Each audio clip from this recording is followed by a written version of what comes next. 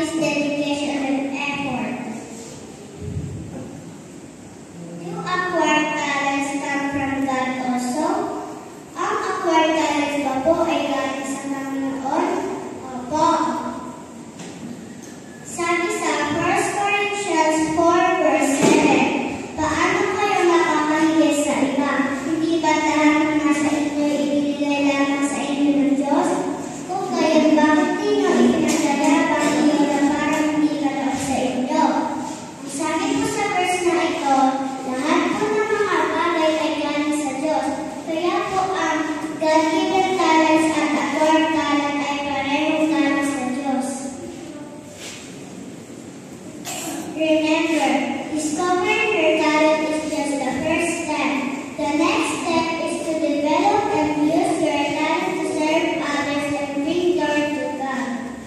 Tandaan, hindi sapat na alam na natin kung anong talento ang ibigay sa amin. Dapat i-develop at gamitin natin ang talent na binigay sa atin ng Diyos.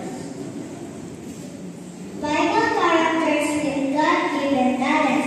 Papakita ko po sa inyo ang mga Bible characters na binigyan ng Diyos ng talent. Unahin po natin si Moises. Ano ba pong talent na binigay kay Moises? Sabi sa Exodus 3:4, God gave him the talent of leadership and enabled him to perform miracles. Ito, ang binigay po na talent kay Moises ay leadership at paggawa ng himala. At ginamit na po ito para mapalaya ang mga Israelita sa Egypt. At ang sunod po ay si David. Ano naman po ang binigay ng talent ni David?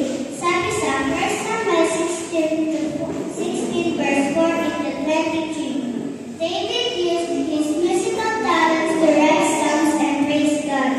Ang talent naman po na binigay ni David ay pagsulat ng mga kanta sa Panginoon. At ang panghuli po ay si King Solomon.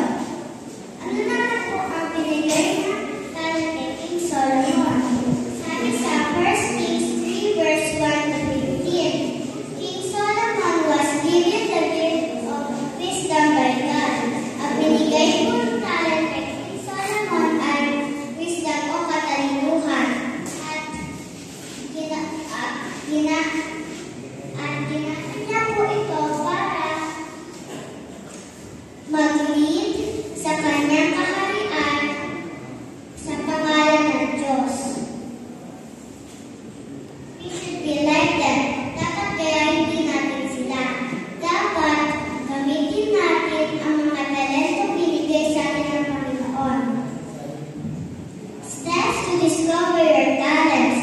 Ito po ang mga steps para ma-discover natin ang mga talento natin. 1. Pray and ask God. Manalangin tayo sa Panginoon. 2. Think about the activities that you enjoy doing in your free time. Mag-isip po tayo ng mga activities na na-enjoy natin gawin tuwing free time natin. 3. Think of the things that you do easily and effortlessly. Mag-isip po tayo ng mga bagay na madali natin gawin kahit hindi tayo masyadong effort. 4. Seek feedback. Magtanong po tayo sa pamilya natin o sa kaibigan natin kung anong talent ang nakikita nila sa atin. 5. Experiment and try new things. Sububok tayo ng bagong bagay. Halimbawa, pagsulat ng kanta. Malay niyo po, kaya niyo po sumulat ng kanta, hindi niyo lang po alam. 6. Trust God's guidance. Maniwala tayo sa Panginoon na tutulungan ng tayo. Ito po ang mga kabataan ng promise land na binigyan ng Diyos ng talento.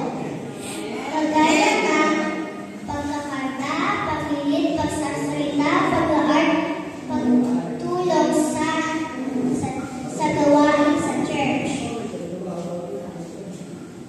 What